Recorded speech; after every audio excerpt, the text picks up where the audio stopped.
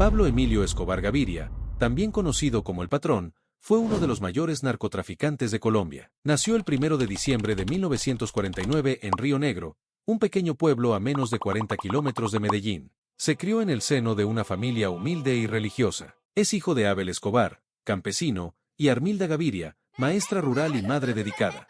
Pablo Escobar era el tercero de 7 hermanos. Desde pequeño ya mostraba dotes de mando y ganas de obtener dinero propio. Trabajó en diversos oficios, lavando coches, trabajando en los mercados y como criador de vacas. De adolescente se asoció con su primo Gustavo Gaviria, que más tarde se convertiría en su mano derecha, para iniciarse en la carrera delictiva con la compra de objetos robados y el contrabando a pequeña escala. Con 22 años comienza a hacerse un nombre en Medellín y con el inicio de la exportación masiva de cocaína a Estados Unidos, Pablo, a la sombra del contrabandista Alfredo Gómez López, alias El Padrino, empezó a trabajar primero como intermediario y más tarde llevando él mismo las partidas de droga a Norteamérica. Su uso indiscriminado de la violencia y su capacidad de mantenerse sereno pronto le hizo subir escalones en el mundo de la droga.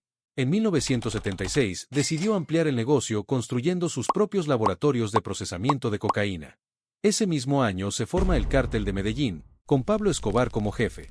Una organización delictiva que abarcaba los 3 escalones del mundo de la droga: la producción, el transporte y la venta. A partir de este momento comienza un periodo imparable en el que llega a controlar el 80% del tráfico de drogas que entran a Estados Unidos, y con 29 años ya era un hombre rico. Escobar dio rienda suelta a una vida de excesos. Uno de sus primeros actos de derroche fue la compra de casi 4.000 hectáreas en un pueblo cerca de Medellín por unos 50 millones de euros, con el fin de construir una casa para su familia. La Hacienda Nápoles, una mansión totalmente equipada y llena de lujos en la que llegó a tener un zoológico.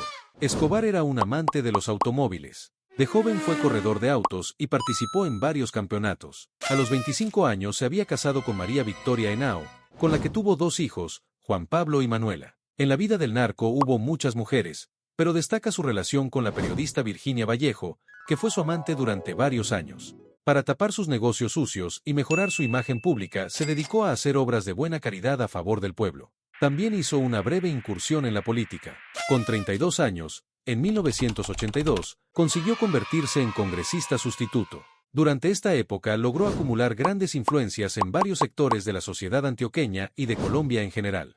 Durante mucho tiempo logró salir ileso del asedio de las autoridades colombianas y de agencias internacionales como la Interpol y la DEA. En el 83, tras diversas publicaciones del diario El Espectador y con la acusación directa del ministro de Justicia Rodrigo Lara Bonilla, pierde su cargo y es acusado públicamente por sus negocios ilegales. Llegamos al fin de la carrera política de Escobar, que se vio obligado a volver de nuevo a la clandestinidad. Estados Unidos, principal consumidor de la droga que exportaba Escobar, comenzó a ejercer fuertes presiones en la política colombiana a través de la DEA. Estaban en contra de cualquier acercamiento con los narcos y pidieron de manera formal su extradición, lo que originó un gran debate. Luis Carlos Galán, líder de la formación neoliberal, al conocer la realidad de Escobar se convirtió en el gran enemigo de los narcos, quienes iniciaron una incesante persecución contra él y contra su movimiento. Galán estaba a favor de un decreto que autorizaba la extradición por vía administrativa.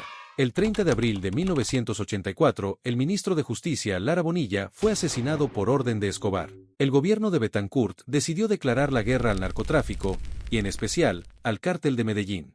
Esto desencadenó como respuesta en una brutal ola de asesinatos.